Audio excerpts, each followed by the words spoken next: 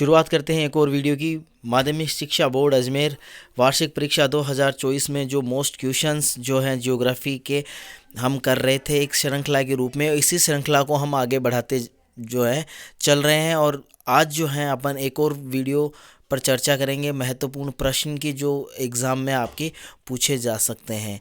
तो इस वीडियो के अंदर आप आज अपन चर्चा करेंगे भारत लोग और अर्थव्यवस्था की जो आपका जो पुस्तक है उस पुस्तक के चौथे चैप्टर की, ठीक है। और उस चौथे चैप्टर का नाम आपका है जो है जल संसाधन है, ठीक है। तो जल संसाधन वाला जो टॉपिक है उसके ऊपर आज अपन चर्चा करेंगे, कौन कौन से क्वेश्चन इसमें आने वाले हैं उनके बारे में, और एग्ज़ाम की दृष्टि से जो है वो काफ़ी महत्वपूर्ण रहने वाले हैं। यहाँ पर आप जो है सभी वीडियो देखकर जो है अगर आप क्वेश्चंस करते हो तो मैं आपको विश्वास दिलाता हूँ कि एग्ज़ाम में जो है इससे बाहर कुछ भी नहीं आएगा। तैयारी आपको करनी है, नंबर आपके जो है वो अच्छे आने वाले हैं अगर इनके अकॉर्डिंग आपने जो है तैयारी की है तो। और अगर नहीं करोगे तो वो जो है वो आप अपने हिसाब से देख सकते हैं, लेकिन मुझे यही लगता है कि जो क्वेश्चंस हैं वो इन वीडियो में जो क्वेश्चंस डाले गए हैं उनके बाहर नहीं होंगे।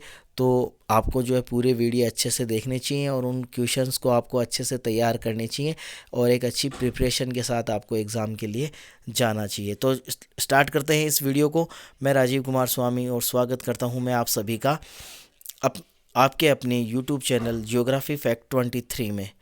बढ़ते हैं पहले क्वेश्चंस की ओर कि पहला क्वेश्चन है वो क्या कहता है इस चैप्टर का। तो पहला क्वेश्चन आपके मोबाइल स्क्रीन पर है और क्वेश्चन जो है वो बहुत ही ज़बरदस्त है, मोस्ट क्वेश्चन है, इसको मोस्ट आप कह सकते हैं। बड़ा अच्छा क्वेश्चन है ये। जल संभरण प्रबंधन के लिए अरवारी पानी संसद कार्यक्रम राजस्थान के किस जिले में चलाया गया है।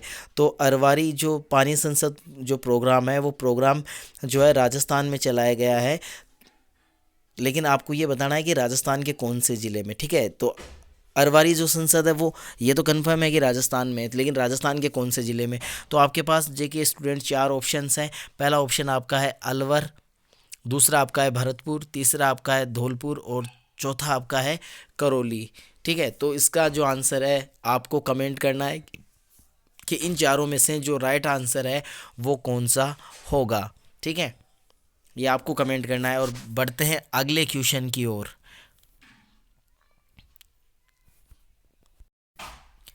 ये भी आपका जो है काफ़ी महत्वपूर्ण क्वेश्चन है, ये भी मोस्ट है, ठीक है। नीरू, यहाँ पर मीरू है भाई, ठीक है। नीरू मीरू कार्यक्रम कहाँ चलाया गया है। तो नीरू मीरू जो कार्यक्रम है वो कहाँ चलाया गया है, कौन से राज्य में चलाया गया है। तो आपके ऑप्शंस जो हैं वो है राजस्थान, मध्य प्रदेश, आंध्र प्रदेश और तमिलनाडु, ठीक है। तो ये 4 ऑप्शन है और स्टूडेंट आपको बताना है कि राइट आंसर जो है इसका क्या होने वाला है। कमेंट करके इन दोनों ही क्वेश्चन के जो आंसर हैं वो मैं आप पे छोड़ता हूँ, जो कमेंट करके आपको बताने हैं। बढ़ते हैं अगले क्वेश्चन की ओर। तो आइए स्टूडेंट बढ़ते हैं क्वेश्चन नंबर 3 की ओर। भारतीय राष्ट्रीय जल नीति कब लागू की गई थी। तो ये क्वेश्चन जो है बहुत ही मोस्ट है, ये आपको याद रखना है कि भारत की जो राष्ट्रीय जल नीति है वो कब लागू की गई थी। तो देखिए स्टूडेंट आपके ऑप्शन है 2022, 2001, 2002 और 2003, ठीक है। तो राइट आंसर जो है वो क्या होगा इस क्वेश्चन का वो भी आपको ही कमेंट करना है, क्योंकि ये जो है चीज़ें मैंने आपको काफ़ी बार बताई हैं, ठीक है। और ये आनी भी चाहिए और बहुत ही ईजी हैं। तो तीनों ही क्वेश्चन जो आपके हैं तीनों के आपको आंसर जो है वो कमेंट करना है। और बढ़ते हैं नेक्स्ट क्वेश्चन की ओर। नेक्स्ट क्वेश्चन हमारा है भारत में विश्व जल संसाधन का लगभग कितना प्रतिशत भाग पाया जाता है। तो भारत के अंदर जो जल संसाधन है पूरे विश्व के अंदर वो उसका कितना प्रतिशत है वो भारत में पाया जाता है। तो स्टूडेंट आपके ऑप्शन है 1%, 2%, 4% और 6%। तो बताइए राइट आंसर क्या होगा। तो राइट आंसर यहाँ पर देखो होगा ऑप्शन नंबर 4%, ठीक है। कुल विश्व का जो जल संसाधन है उसका 4% जल संसाधन है वो भारत में पाया जाता है। नेक्स्ट क्वेश्चन की ओर बढ़ते हैं। नेक्स्ट क्वेश्चन हमारा है भारत की बहुउद्देशीय नदी घाटी परियोजनाएं हैं। तो आपको राइट आंसर बताना है कि जो है भारत की जो बहुउद्देशीय परियोजनाएं निम्न में से कौन सी हैं। तो देखो पहला आपका है दामोदर घाटी परियोजना, दूसरी आपकी है इंदिरा गांधी नहर परियोजना, तीसरी आपकी है नागार्जुन सागर परियोजना। तो बताइए इन तीनों और चौथा आपका है उपयुक्त सभी। तो बताइए इन में से जो है राइट आंसर क्या होगा आपका? तो राइट आंसर होगा आपका उपयुक्त सभी। देखिए ये तीनों की तीनों ही जो हैं वो क्या है, नदी घाटी परियोजनाएं हैं या बहुउद्देशीय परियोजनाएं हैं। ठीक है, दामोदर जो है वो आपकी पश्चिमी बंगाल में है, याद रखना है आपको। ठीक है, इंदिरा गांधी है वो आपका राजस्थान है, और नागार्जुन सागर जो डैम है वो आपका आंध्र प्रदेश में है। ठीक है, आंध्रा में। तो ये आपको याद रखना है। और बढ़ते हैं नेक्स्ट क्वेश्चन की ओर। क्वेश्चन नंबर 6, प्रदूषण का निवारण और नियंत्रण संबंधित जल अधिनियम कब बनाया गया था? तो ये बहुत ही मोस्ट क्वेश्चन है। देखिए प्रदूषण के लिए जो निवारण और नियंत्रण जो है कानून जो है वो कब बनाया गया था? तो ऑप्शन आपके इस हिसाब से हैं, 1994 है, 1964 है, 1984 है और 1974 है। तो राइट आंसर क्या होगा स्टूडेंट? तो राइट आंसर होगा आपका 1984 में जो है निवारण, जो प्रदूषण निवारण और नियंत्रण संबंधित जो अधिनियम है वो बनाया गया था। तो इसको आपको याद रखना है। बढ़ते हैं नेक्स्ट क्वेश्चन की ओर। नेक्स्ट क्वेश्चन है, पर्यावरण सुरक्षा अधिनियम कब पारित किया गया था? तो ये बहुत ही मोस्ट क्वेश्चन है ये भी। ठीक है, तो 1974 में किया गया, 1982 में किया गया, 1986 में किया गया और 1989 में किया गया। तो बताइए राइट आंसर आपका क्या होगा? तो इसमें जो राइट आंसर है आपका स्टूडेंट वो होगा ऑप्शन नंबर स। ठीक है, 1986 में जो है पर्यावरण सुरक्षा अधिनियम जो है वो पारित किया गया था। ठीक है, तो ये काफ़ी मोस्ट क्वेश्चन है, इसको आपको अच्छे से याद रखना है। ठीक है, बढ़ते हैं अपन नेक्स्ट क्वेश्चन की ओर। जल उपकर अधिनियम कब बनाया गया था? तो जल उपकर अधिनियम है वो कब बनाया गया था? तो यहाँ पर आपके ऑप्शन है 1974, 1977, 1986 और 1997। चार ऑप्शन आपके सामने हैं। राइट ऑप्शन आपको बताना है जल उपकर अधिनियम जो है वो कब बना था। तो जल उपकर अधिनियम है वो आपका राइट आंसर होगा स्टूडेंट ब 1977 में, 1977 में जो है ये एक्ट या जो कानून है वो बना था। बढ़ते हैं नेक्स्ट क्वेश्चन की ओर। तो ये भी आपका मोस्ट है। ठीक है, तो मोस्ट यहाँ पर। नेक्स्ट क्वेश्चन आपका है 9 नंबर का, किस राज्य में घरों में जल संग्रहण संरचना को बनाना आवश्यक कर दिया है? तो कौन सा राज्य है जहाँ पर जो है जल संग्रहण संरचना जो है बनाना जो है कंपलसरी ही कर दिया गया है? तो कौन सा राज्य है? आपके चार ऑप्शन है, राजस्थान, मध्य प्रदेश, तमिलनाडु और आंध्र प्रदेश। तो राइट आंसर क्या होगा? तो राइट आंसर होगा आपका स्टूडेंट्स है, ठीक है, तमिलनाडु। तमिलनाडु जो है वो भारत का पहला राज्य है जहाँ पर जो है जल संग्रहण संरचना है उसको बनाना कंपलसरी कर दिया गया है। ठीक है, जो भी अब तमिलनाडु के अंदर जो है जो भी नए घर या नई बिल्डिंग्स बनती हैं तो सबसे पहले उनको जो है जल संग्रहण संरचना जो है वो बनानी होगी और उसके बाद में ही वो निर्माण कर सकते हैं। तो ये जो कानून है वो तमिलनाडु में बना है। बढ़ते हैं नेक्स्ट क्वेश्चन की ओर। क्वेश्चन नंबर 10 क्या कहता है, भारत की सर्वाधिक प्रदूषित नदी कौन सी है? तो भारत की सबसे जो प्रदूषित नदी है उसका नाम आपको बताना है। तो भारत की सबसे प्रदूषित जो नदी है वो यमुना है। यह नदी दिल्ली व इटावा के बीच सबसे अधिक प्रदूषित है। ठीक है, तो भारत की सबसे जो प्रदूषित नदी है वो यहाँ पर आपकी यमुना है। और अगर ये क्वेश्चन आपसे किया जाए कि यमुना नदी जो है किन दो स्थानों के बीच सर्वाधिक प्रदूषित है, तो उसका राइट आंसर आपका होगा नई दिल्ली और इटावा के बीच में जो है ये सबसे ज़्यादा प्रदूषित है। तो ये आपका महत्वपूर्ण क्वेश्चन जो है वो आपका हो जाता है। तो आपको इसको याद रखना है दोनों ही चीज़ें, कि यमुना भारत की सबसे प्रदूषित नदी है और यमुना जो है दिल्ली और इटावा के बीच जो है सबसे ज़्यादा प्रदूषित है। बढ़ते हैं नेक्स्ट क्वेश्चन की ओर। बढ़ते हैं नेक्स्ट क्वेश्चन की ओर। नेक्स्ट क्वेश्चन आपका है, हरियाली क्या है? तो हरियाली क्या है? तो हरियाली केंद्र सरकार द्वारा प्रवर्तित जल संभरण विकास योजना है। ठीक है, तो हरियाली जो है वो केंद्र सरकार द्वारा चलाया गया एक जल संभरण विकास कार्यक्रम है। ठीक है, ये क्वेश्चन जो है आपका मोस्ट है और इससे रिलेटेड अगर जो बड़ा क्वेश्चन अगर आपके पास है उपलब्ध आपके पासबुक में तो आप उसको जो है तैयार कर लेना। ठीक है, हरियाली परियोजना यहाँ पर क्या है, सिर्फ यही पूछा है, या ऐसा भी क्वेश्चन आ सकता है कि हरियाली परियोजना का जो है आप वर्णन करें। ठीक है, तो ये योजना का वर्णन आपको जो है देखना है, ये मोस्ट क्वेश्चन है, बड़े वाले में जो है ये जो है पूछा जा सकता है। नेक्स्ट क्वेश्चन अपना है, जल संभरण प्रबंधन के कोई दो उद्देश्य बताएं। तो जल संभर जो प्रबंधन है उसके दो क्या है? तो पहला देखिए, व्यर्थ बह जाने वाले जल को रोककर सिंचित करना। तो पहला जो इसका उद्देश्य है वो ये है कि जो व्यर्थ जल बह रहा है उस जल को रोकना है और रोककर उसको सिंचित यानी उसको जो है उसका भंडारण करना है। ठीक है, ये आपका पहला उद्देश्य है। नेक्स्ट उद्देश्य देखते हैं क्या है। नेक्स्ट उद्देश्य है प्राकृतिक संसाधनों तथा समाज के बीच संतुलन लाना है। तो प्राकृतिक संसाधन और जो समाज है उनके बीच में संतुलन लाना इसका दूसरा उद्देश्य है। नेक्स्ट क्वेश्चन है 13, भारत में सिंचाई के प्रमुख साधनों के नाम बताएं। तो भारत में जो है सिंचाई के लिए कौन कौन से साधन जो है उपयोग में लिए जाते हैं। तो आपके हैं नलकूप है, कुएँ हैं, तालाब है और नहरें हैं। ये जो है भारत के अंदर सिंचाई के जो है साधन हैं। ठीक है, तो बढ़ते हैं नेक्स्ट क्वेश्चन की ओर। नेक्स्ट क्वेश्चन 14 है, वो भारत में पाए जाने वाले किन्हीं 3 लेंगुन झीलों के नाम बताएं। तो भारत में पाई जाने वाली 3 जो प्रसिद्ध जो झीलें हैं उनके आपको नाम बताने हैं लेंगुन झीलों के। तो देखो पहला है केरल में। तो केरल की जो है वो महत्वपूर्ण है, इसको आपको याद रखना है। वेबनाड झील जो है वो केरल में है, ये एक लेंगुन झील है। दूसरी आंध्र प्रदेश राज्य में पुलिकट झील है तथा ओडिशा में चिल्का झील है। तो ये तीनों की तीनों आपकी क्या है, लेंगुन झीलें हैं। तो इनका आपको नाम याद रखना है, वेबनाड, ठीक है, केरल में है, आंध्र प्रदेश में पुलिकट है और ओडिशा में आपकी चिल्का है। तो ये आपकी हैं और ये आपका क्वेश्चन जो है वो मोस्ट हो जाता है। बढ़ते हैं नेक्स्ट क्वेश्चन की ओर। नेक्स्ट क्वेश्चन है CPCB का पूरा नाम क्या है। तो CPCB का पूरा नाम जो है वो क्या है। तो इसका पूरा नाम है केंद्रीय प्रदूषण नियंत्रण बोर्ड। ठीक है, तो CPCB का पूरा नाम क्या हो जाएगा आपका, केंद्रीय प्रदूषण नियंत्रण बोर्ड। ठीक है, तो ये इसका नाम है, ये आपको याद रखना है। नेक्स्ट क्वेश्चन है वर्षा जल संग्रहण के कोई 3 लाभ लिखें। तो वर्षा जल जो संग्रहण है उसके जो 3 लाभ बताने हैं आपको। तो उसके 3 लाभ क्या होते हैं। तो पहला देखिए, वर्षा जल संग्रहण के लाभ। पहला आपका लाभ है वर्षा के जल को संग्रहित करके पानी की उपलब्धता को बढ़ाया जा सकता है। तो सबसे बड़ा जो है वो यही है कि वर्षा जल जो है उसको संग्रहित करके या उसको इकट्ठा करके है वो क्या किया जा सकता है कि जो पानी की उपलब्धता है उसको बढ़ाया जा सकता है। तो ये सबसे महत्वपूर्ण है।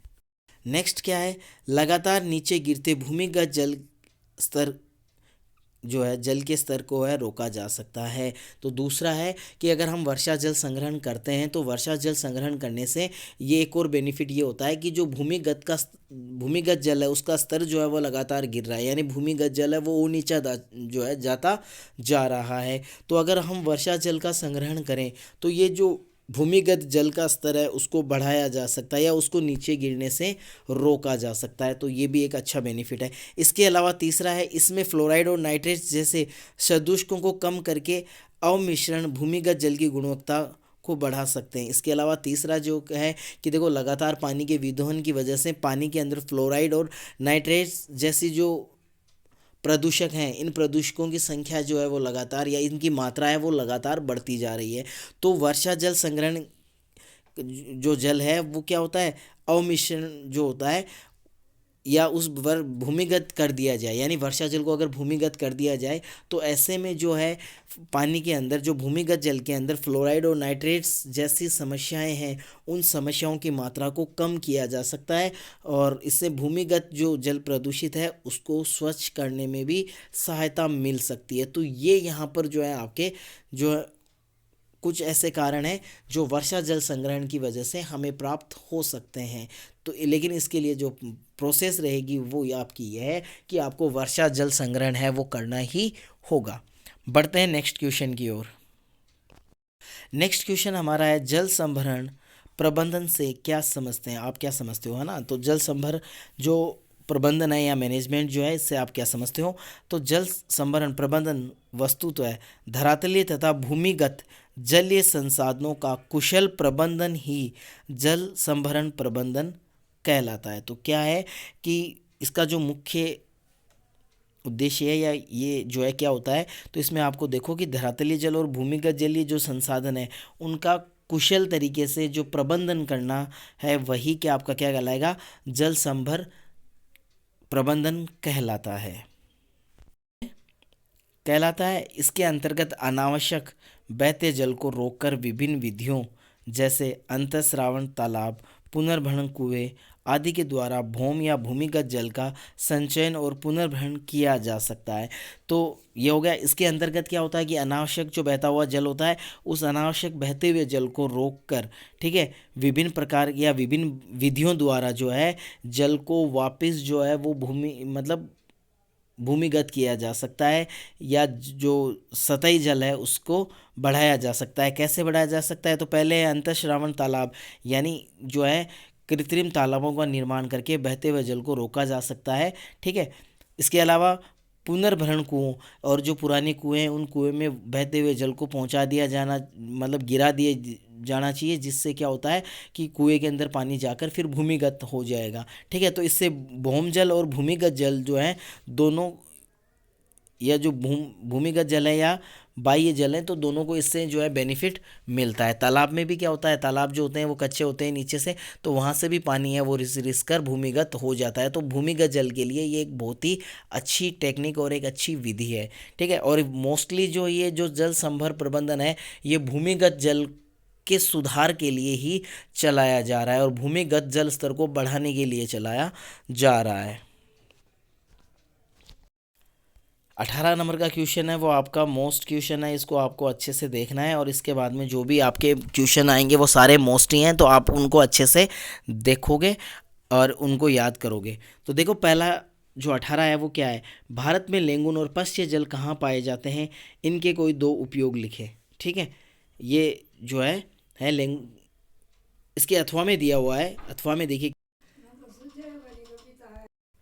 देश।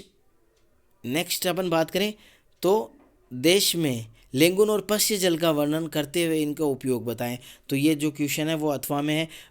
तो अब देखते हैं अपन इसका आंसर क्या है। तो देखो, देश की समुद्री तटीय रेखा बहुत विशाल है तथा यहाँ कुछ राज्यों में दंतुरित अर्थात समान रूप से न होकर काफ़ी कटी फटी है। तो अपन बात करें तो हमारे भारत की जो तट रेखा है वो काफ़ी बड़ी है और साथ ही साथ दंतुरित है। दंतुरित का मतलब होता है कटा फटा होना, ठीक है, यानी दांतों की तरह होना, ठीक है, जैसे कंघी के दांते होते हैं उस प्रकार से, ठीक है। इसी कारण केरल, उड़ीसा, आंध्र प्रदेश और पश्चिमी बंगाल जैसे राज्यों में बहुत सी लेंगुन और पश्य जल झीलें बन गई हैं। तो अगर अपन बात करें तो हमारे कई राज्य हैं, जैसे केरल है, उड़ीसा है, ठीक है, केरल, उड़ीसा और आंध्र प्रदेश, पश्चिमी बंगाल जैसे राज्य हैं, यहाँ पर बहुत से लेंगुन झीलें और पश्य जो झीलें हैं वो बन गई हैं, ठीक है। इन राज्यों में इन और झीलें लेंगुनों और झीलों में बड़े धरातलीय जल संसाधन हैं। तो यहाँ पर ये बहुत बड़े जल संसाधन के रूप में जो है कार्य करते हैं। यद्यपि इन अधिकांश जलाशयों में खारा जल है, फिर भी इनका उपयोग मछली पालन, चावल की कुछ निश्चित किस्मों, नारियल आदि की सिंचाई में किया जाता है। तो यहाँ ये जो बहुत बड़े जो है क्या है, धरातलीय जल संसाधन के रूप में है। लेकिन यहाँ पर एक चीज़ आपको ध्यान देनी होगी कि जो लेंगुन और पश्य जल जो होते हैं, यहाँ पर पश्य आया, ठीक है, सॉरी, यहाँ पर आपको याद रखना है पश्य, ठीक है। तो जो पश्य जो झीलें होती हैं, ये दोनों ही जो है खारे पानी की बनी हुई होती हैं, ठीक है। लेकिन फिर भी इन खारे पानी में के अंदर जो है मछली पालन किया जा सकता है, चावल की कुछ ऐसे निश्चित किस्में हैं जो भी खारे पानी में उत्पादित हो सकती हैं, तो वो, और नारियल, तो इन तीनों की जो है सिंचाई की जाती है। तो ये आपको याद रखना है। इसमें जो है पश्य जल और ये कहाँ पाए जाते हैं वो चीज़ दी हुई है और इनके उपयोग दिए हुए हैं। तो ये क्वेश्चन जो है आपका मोस्ट है, तो इसको आपको अच्छे से तैयार करना होगा। लेंगुन किसे कहते हैं, तो ये भी आपका मोस्ट क्वेश्चन है। लेंगुन क्या होती है? देखो, सागरीय धाराओं एवं तरंगों द्वारा तट के समीप रेत, बालू आदि के निरंतर निक्षेप से निर्मित रोधिका और तट के मध्य मध्य जब सागरीय जल भर जाता है तब वहाँ या वह आकृति जो है वो लेंगुन कहलाती है, ठीक है। तो ये आपको याद रखना है। तो वह आकृति लेंगुन कहलाती है। इसमें क्या होता है, जैसे मान लो ये भारत की तट रेखा है, ठीक है, और यहाँ पर जो सागरीय तट तक जो लहरें हैं वो इधर आती हैं, तो यहाँ पर क्या होता है कि यहाँ पर जो बालू का है वो इकट्ठी हो जाती है और रोधिका बन जाती है, ठीक है, या इसको आप तटबंध भी कह सकते हो। और फिर कभी कभार क्या होता है कि जो आपका समुद्री जल है वो इन क्षेत्रों में भर जाता है, ठीक है, यानी तट के और इस रोधिका के बीच में जो है समुद्री जल है वो भर जाएगा, ठीक है। तो समुद्री जल यहाँ भर जाएगा, ठीक है। और अभी यहाँ पर क्या हो गई, अप्राकृतिक तरीके से जो है एक झील तैयार हो गई और इन्हीं झीलों को क्या कहा जाता है, लेंगुन कहा जाता है। ठीक है, तो ये आपको याद रखना है, तो लेंगुन इसे ही कहा जाता है। ठीक है, आगे बढ़ते हैं। तब वहाँ ये जो वह आकृति है, ठीक है, तो वह आकृति आपकी क्या कहलाएगी, लेंगुन कहलाती है। लेंगुन वास्तव में खारे जल की एक झील होती है। इनका उपयोग नारियल चावल की खेती में, सिंचाई हेतु तथा मछली पालन में किया जाता है। ठीक है, तो ये आपका लेंगुन है। बढ़ते हैं नेक्स्ट की ओर। नेक्स्ट देखो, लेंगुन एवं पश्य जल के दो उपयोग लिखे। तो लेंगुन और पश्य जल के दो उपयोग लिखने हैं, तो ये क्वेश्चन आपका है, ये भी मोस्ट है। लेंगुन एवं पश्य जल के उपयोग है, इनका उपयोग मछली पालन में किया जाता है। तो पहला तो इनका उपयोग है कि इनका उपयोग जो होगा वो आपके मछली पालन में किया जाएगा। दूसरा उपयोग उनका होता है, सामान्यतः इन जलाशयों में खारा जल है, फिर भी चावल की कुछ निश्चित किस्मों, नारियल आदि की सिंचाई में इनका उपयोग जो है वो किया जाता है। ठीक है, तो ये आपको याद रखना है कि जो है लेंगुन और पश्य जल के जो दो उपयोग होते हैं वो इस प्रकार से हैं। ठीक है, तो मोस्ट क्वेश्चन है, ये आपको याद करना ही है, कंपलसरी। क्वेश्चन नंबर 21 है, ये आपका बहुत ही मोस्ट क्वेश्चन है, इसको आपको अच्छे से याद करना है। एग्ज़ाम में कई बार ये क्वेश्चन जो है वो पूछा जा चुका है और 2022 के एग्ज़ाम में भी ये क्वेश्चन पूछा जा चुका है। तो हो सकता है कि इस बार भी ये क्वेश्चन जो है वो पूछ लें और इसकी संभावना है वो ज़्यादा भी बन रही हैं। तो क्या है, भारतीय राष्ट्रीय जल नीति 2002 की किन्हीं 3 मुख्य विशेषताओं का उल्लेख कीजिए। तो जो भारत की जल नीति है 2002, ठीक है, इसके जो मुख्य उद्देश्य हैं वो कौन से हैं, तो उनके बारे में हमें बताना है। तो भारतीय राष्ट्रीय जल नीति 2002 की जो है कुछ विशेषताएं हैं, तो वो निम्नलिखित हैं, जिनके बारे में हम चर्चा करेंगे। तो पहले अपन बात करते हैं। तो पहली है, जल आवंटन में पहली प्राथमिकता सभी मानव जाति और प्राणियों को पेयजल उपलब्ध करवाने की होनी चाहिए। ठीक है, तो यहाँ पर ये जो 2002 जो जल नीति है वो क्या कहती है कि पहला जल का आवंटन, यानी जल दे जो प्राप्त करने की अगर बात हो तो पहली प्राथमिकता है वो सभी मानव जाति और प्राणियों को पेयजल के लिए उपलब्ध कराना होनी चाहिए। ठीक है, यानी सबसे पहले जल का उपयोग है वो पेयजल के रूप में होना चाहिए। बाकी के काम जो है वो बाद में होंगे, लेकिन पहला जो है पेयजल के रूप जो है का जो है उपलब्ध होना चाहिए, यानी सभी को, सभी प्राणियों को, चाहे वो मानव हो चाहे अन्य और प्राणियों, पशु पक्षी जो भी हैं। ठीक है, तो उन सबको ही सबसे पहले पेयजल आपको उपलब्ध करवाना चाहिए, अर्थात सभी मानव जाति एवं अन्य प्राणियों के लिए पेयजल हेतु पर्याप्त एवं शुद्ध जल उपलब्ध करवाना होना चाहिए। ठीक है, तो ये यही बात है। तो ये बात जो है आपको याद रखनी है कि इसमें जो पहला उद्देश्य है 2002 जो जल नीति है उसका, तो वो यही है कि सभी प्राणियों को जो है सबसे पहले जो है पीने योग्य जल है वो उपलब्ध करवाना है। ठीक है, तो ये इसका प्रमुख उद्देश्य है। तो दूसरे उद्देश्य की ओर बढ़ते हैं। दूसरा उद्देश्य है, इन क्षेत्रों में पेयजल का कोई भी स्रोत उपलब्ध नहीं है, वहाँ बहुउद्देशीय परियोजनाओं में पीने के पर्याप्त एवं शुद्ध जल की उपलब्धता को सुनिश्चित करना। ठीक है, भारतीय राष्ट्रीय जल नीति 2002 की मुख्य प्राथमिकता होनी चाहिए। तो दूसरी इसकी जो है वो है कि जिन क्षेत्रों में जो कई क्षेत्र ऐसे हैं जहाँ पर जो है जैसे पेयजल के लिए कोई भी स्रोत उपलब्ध नहीं है। ठीक है, तो वहाँ पर क्या करेंगे कि वहाँ पर बहुउद्देशीय परियोजनाओं के माध्यम से पेयजल पर्याप्त मात्रा में और शुद्ध अवस्था में पहुँचाया जाना जो है इस नीति, जो आपकी भारतीय राष्ट्रीय जल नीति 2002 है, इसका मुख्य उद्देश्य है। ठीक है, जैसे एग्जाम्पल के लिए आप समझ लीजिए, जैसे राजस्थान, तो राजस्थान का जो थार डेजर्ट है, ठीक है, तो राजस्थान के थार डेजर्ट की अगर अपन बात करें तो वहाँ पर जल के कोई भी स्रोत नहीं है। कोई भी स्रोत का मतलब ये है कि देखो राजस्थान के जो थार का डेजर्ट है उसके अंदर काफ़ी ज़्यादा नीचे भूमिगत जल है। ठीक है, यानी भूमिगत जल है वो काफ़ी नीचे है। ठीक है, तो पहला रीज़न तो ये हो गया, और कम है। ठीक है, नीचे भी और कम भी है। दूसरा कारण क्या है कि थार जो डेजर्ट है वहाँ पाए जाने वाला जल जो है वो खारा है। ठीक है, यानी पीने योग्य नहीं है। तो ऐसी कंडीशन में क्या हो गए कि जल के स्रोत जो है वो वहाँ उपलब्ध नहीं है। देखो कुएं वहाँ पर हैं लेकिन कुओं का जल खारा है, उसको हम पी नहीं सकते। ठीक है, तो ऐसी कंडीशन में वहाँ जल के स्रोत नहीं है। तो ऐसे क्षेत्रों के लिए जो है बहुउद्देशीय परियोजनाएं जो है वो निर्मित की जाएं, और या कोई निकट जो बहुउद्देशीय परियोजना है उससे जो है पर्याप्त मात्रा में और शुद्ध जल जो है वो पहुंचाना जो है इस नीति का जो है वो महत्वपूर्ण उद्देश्य है। ठीक है, यहाँ पर मैंने आपको एक एग्जांपल दिया है, जैसे इंदिरा गांधी नहर परियोजना। तो इंदिरा गांधी नहर परियोजना है वो थार डेजर्ट में जो चलाई गई है, उसके पीछे का मुख्य उद्देश्य है वो यही है। हालांकि ये जो है जो आपकी इंदिरा गांधी नहर परियोजना वो आपकी जो आपकी भारत की राष्ट्रीय जल नीति 2002 है उसके अंतर्गत नहीं आती है। ठीक है, क्योंकि इसका निर्माण पहले ही हो चुका है। लेकिन फिर भी अगर अपन देखें तो आज जो ये 2002 जो जल नीति है, इसके अकॉर्डिंग जो है इंदिरा गांधी नहर परियोजना का प्रसार जो है वो किया जा रहा है। और राजस्थान के जो 12 जो मरुस्थलीय ज़िले हैं या अरावली के उत्तर पश्चिमी भाग में जितने भी ज़िले हैं, उन ज़िलों को जल उपलब्ध करवाना है। ये 12 ज़िले मैं आपको पुराने हिसाब से बता रहा हूँ। ठीक है, नए के अकॉर्डिंग नहीं बता रहा हूँ, पुराने के अकॉर्डिंग आपको मैं बता रहा हूँ। तो पुराने के अकॉर्डिंग 12 ज़िले आते हैं, और इन्हीं 12 ज़िलों से जो अलग हुआ, जैसे सीकर से नीम का थाना अलग हुआ है, जोधपुर से फलोदी अलग हुआ है। ठीक है, यहाँ अनूपगढ़ जो है वो आपका गंगानगर से अलग हुआ है, तो वो इसके अंदर इन्वॉल्व हैं। ठीक है, बढ़ते हैं नेक्स्ट की ओर। नेक्स्ट हमारा है 3 नंबर का जो उद्देश्य है वो भारतीय राष्ट्रीय जल नीति 2002 की प्रमुख विशेषता ये भी रखी गई है कि सतही और भौम जल दोनों की गुणवत्ता की जांच नियमित रूप से होनी चाहिए एवं जल की गुणवत्ता को सुधारने के लिए चरणबद्ध कार्यक्रम प्रारंभ किए जाने चाहिए।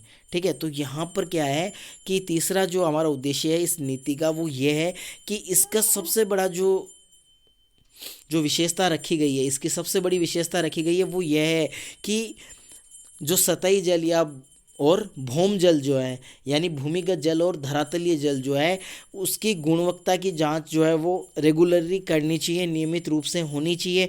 ठीक है, और इसकी गुणवत्ता को सुधारने के लिए जो है एक चरणबद्ध कार्यक्रम प्रारंभ किए जाने चाहिए। यानी कहने का मतलब क्या है कि जल की, चाहे भूमिगत जल हो चाहे धरातलीय जल हो, इन दोनों ही जलों की जो है समय समय पर जो है जांच होनी चाहिए। और अगर इनके अंदर कुछ अशुद्धियां पाई जाती हैं तो उनको एक चरणबद्ध तरीके से, ठीक है, एक अच्छे मैनेजमेंट करके, ठीक है, एक निश्चित योजनाओं के माध्यम से जो है इस जल को जो है प्रदूषित होने से बचाना है या इसकी गुणवत्ता में सुधार लाना है। तो ये इसके 3 उद्देश्य हैं। ये आपकी जो जल नीति है 2002, ये बहुत ही महत्वपूर्ण है। आपको अच्छे से इसको जो है देखना है। इससे संबंधित क्वेश्चन जो है वो आ सकते हैं। ठीक है, डायरेक्टली पूछे जा सकते हैं या घुमा के पूछे जा सकते हैं। ठीक है, तो ये आपको अच्छे से तैयार करना है। बढ़ते हैं हम हमारे नेक्स्ट क्वेश्चन की ओर। नेक्स्ट क्वेश्चन है जल गुणवत्ता में हांस के कारणों का संक्षेप में वर्णन करें। ठीक है, तो जो जल की गुणवत्ता है उसमें हांस के जो कारण है, यानी उसमें जो नुकसान हो रहा है उस नुकसान के जो कारण है उन कारणों का विस्तार पूर्वक जो है वर्णन करना है। ठीक है, तो क्या है, जल की गुणवत्ता से तात्पर्य जल की शुद्धता अथवा अनावश्यक भारी पदार्थों से रहित जल है। तो जल की जो गुणवत्ता है उससे क्या तात्पर्य होता है, इसमें जो है जल की शुद्धता होती है अथवा अनावश्यक जो भारी पदार्थ होते हैं, ठीक है, उनसे रहित जल होना चाहिए। तो ऐसे जल को अपन जो है अच्छी गुणवत्ता वाला जल कह सकते हैं। सामान्य बाहरी जल पदार्थों जैसे सूक्ष्म जीव, रासायनिक पदार्थ, औद्योगिक एवं अन्य अवशिष्टों के मिलने से प्रदूषित हो जाता है। तो अगर अपन सतही जल की बात करें तो सतही जल जो है वो सूक्ष्म जीवों की वजह से, रासायनिकों की वजह से या औद्योगिक एवं अन्य जो है जो अवशिष्ट है उनके मिलने से जो है प्रदूषित हो जाता है, जिसके कारण जल मानव उपयोग के योग्य नहीं रह पाता है। ठीक है, और इसकी वजह से जो जल है उसका उपयोग मानव नहीं कर सकता है, अगर करता है तो इसका दुष्परिणाम हो सकता है। यह प्रदूषित जल जब झीलों, सरिताओं, समुद्रों और अन्य जलाशयों में मिलता है तो यह विषैले पदार्थ उस जल में घुल जाते हैं। ठीक है, जिससे जल प्रदूषण बढ़ता है। अब ये जो प्रदूषित जल होता है ये प्रदूषित जल जो है बहता हुआ झीलों में, सरिताओं में मिल जाता है और यहाँ से ये जल जो है वो समुद्रों तक पहुँच जाता है, जिसकी वजह से ये सभी जो है वो भी प्रदूषित हो जाते हैं। ठीक है, और जल प्रदूषण काफ़ी बड़े स्तर पर बढ़ जाता है।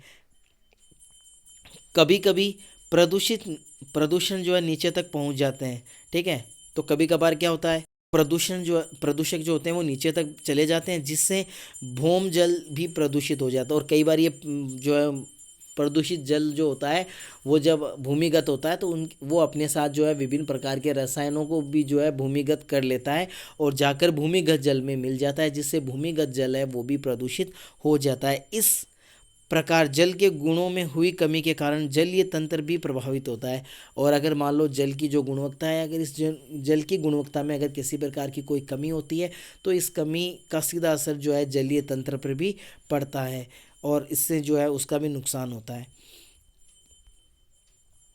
भारत में गंगा यमुना सबसे प्रदूषित नदियां हैं। वर्तमान में मानवकृत कारणों के कारण ही सबसे अधिक जल प्रदूषित हो रहा है। और भारत की दो बड़ी नदियां जो हैं जैसे गंगा और यमुना, गंगा जो है जिसे हम पवित्र नदियों के रूप में भी मानते हैं, ऐसी नदी को भी हम लोगों ने नहीं छोड़ा है, ऐसी नदी को भी हमने प्रदूषित किया है। ठीक है, और जल प्रदूषण जो है सबसे ज़्यादा है वो मानवीय कारणों की वजह से हो रहा है। मानव जो है वो जल प्रदूषण के लिए सबसे ज़्यादा जिम्मेदार है। नेक्स्ट क्वेश्चन की ओर बढ़ते हैं। वर्षा जल संग्रहण जो है उससे रिलेटेड है ये क्वेश्चन, जो है वो मोस्ट है। 2022 में ये क्वेश्चन पूछा जा चुका है भाई। वर्षा जल संग्रहण के लाभ बताएं। वर्षा जल संग्रहण के कोई 2 लाभ लिखें। ठीक है, तो ये क्वेश्चन जो है वो काफ़ी महत्वपूर्ण है और ये क्वेश्चन जो है वो आपको मैं बता चुका हूँ कि ये 2022 के एग्ज़ाम में पूछा जा चुका है। तो हो सकता है इस बार भी ये क्वेश्चन जो पूछने की संभावना है वो बढ़ गई हैं। ठीक है, तो आपको याद करना है वर्षा जल संग्रहण।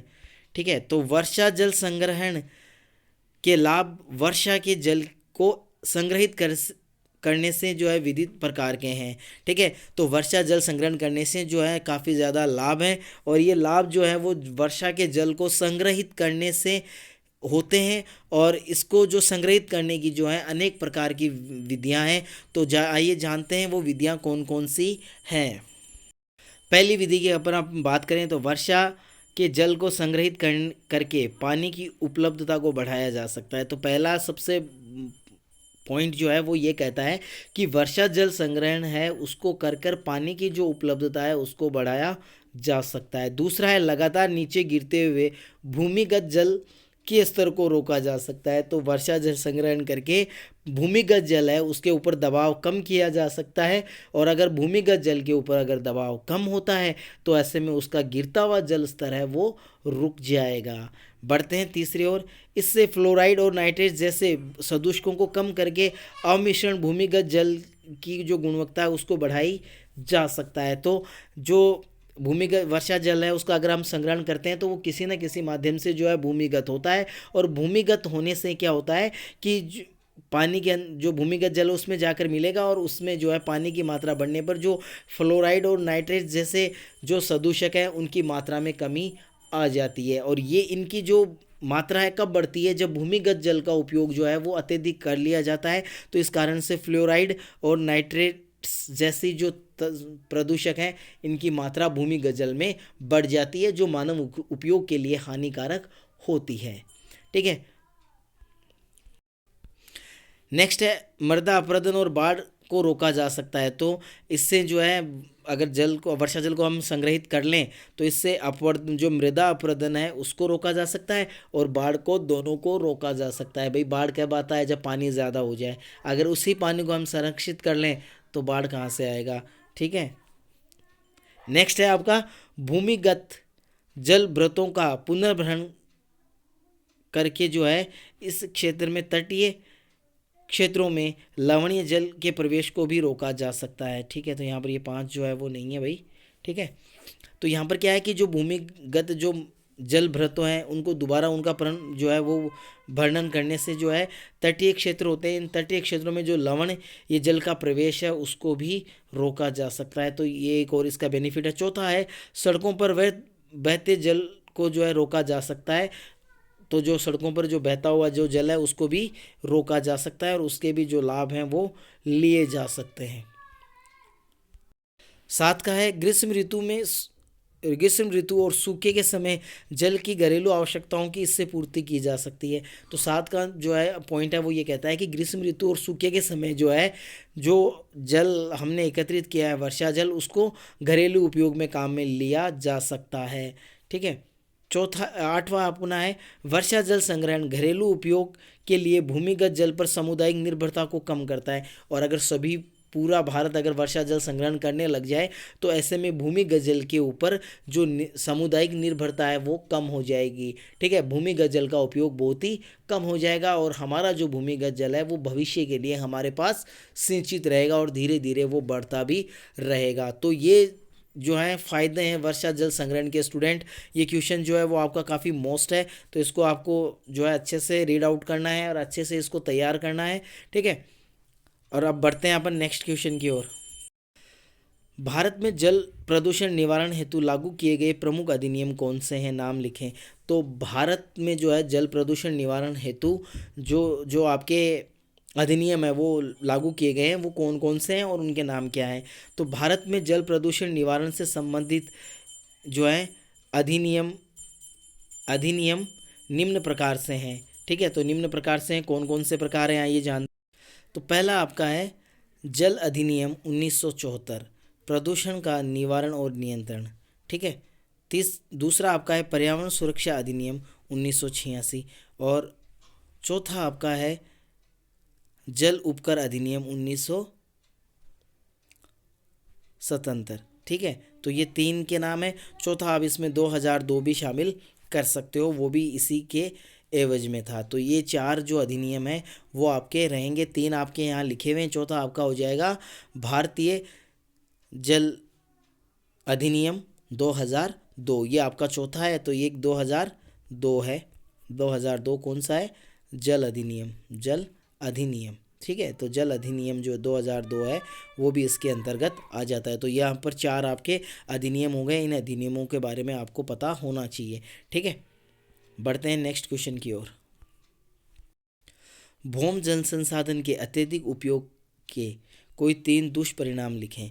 तो अगर जिस प्रकार से हम जो है भूमिगत जल का उपयोग कर रहे हैं तो उसके दुष्परिणाम होने वाले हैं, तो वो दुष्परिणाम कौन से हैं, तो वो देखिए।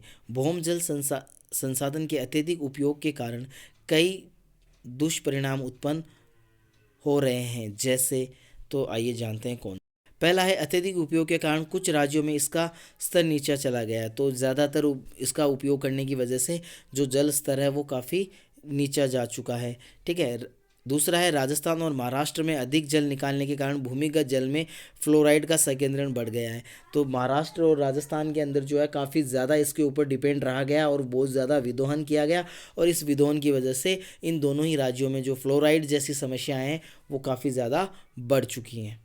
तीसरा है पश्चिमी बंगाल व बिहार के कुछ भागों में अत्यधिक भूमजल उपयोग के कारण संख्या के संकेंद्रण में वृद्धि हुई है। ठीक है, तो ये भी एक प्रकार का जो है प्रदूषण है। ठीक है, तो इसकी वृद्धि हुई है, तो ये दुष्परिणाम है अत्यधिक भूमिगत जल उपयोग के। ठीक है, तो ये आपका मोस्ट क्वेश्चन है, इसको आपको तैयार कर लेना है। भारत में जल से संबंधित किन्हीं तीन समस्याओं बताएं। तो भारत के अंदर जल से संबंधित तीन समस्याओं के बारे में अपन बात करें तो जल से संबंधित समस्याएं, भारत में जल से संबंधित तीन समस्याएं निम्न प्रकार से हैं। ठीक है, पहली कौन सी है, देश में तीव्र गति से निरंतर बढ़ रही जनसंख्या के कारण जल की प्राप्ति व्यक्ति उपलब्धता भी तीव्र गति से कम होती जा रही है। ठीक है, तो यहाँ पर क्या हो रहा है, पहली समस्या हमारे देश के सामने ये आ रही है कि जिस प्रकार से हमारी जो जनसंख्या है वो बढ़ रही है तो उस हिसाब से हमारे जो है प्रति व्यक्ति जो जल की उपलब्धता है उसकी भी कमी आ रही है, क्योंकि ज़्यादा जनसंख्या बढ़ेगी ज़्यादा पानी की आवश्यकता होगी। पानी जो है वो आपको पता ही है कि पूरे विश्व के जल संसाधन का हमारे पास केवल 4% ही जल जो है वो उपलब्ध है और इसके एवज में अगर विश्व जनसंख्या के आधार पर अगर अपन बात करें तो भारत के अंदर 17.5% जनसंख्या है टोटल विश्व की वो रहती है। तो अगर ये इसी हिसाब से अगर बढ़ती रही तो इसका दुष्परिणाम ये होगा कि जो जल की प्रति व्यक्ति उपलब्धता है उसमें कमी आएगी, जो एक बहुत बड़ा चिंता का विषय है। बढ़ते हैं आगे।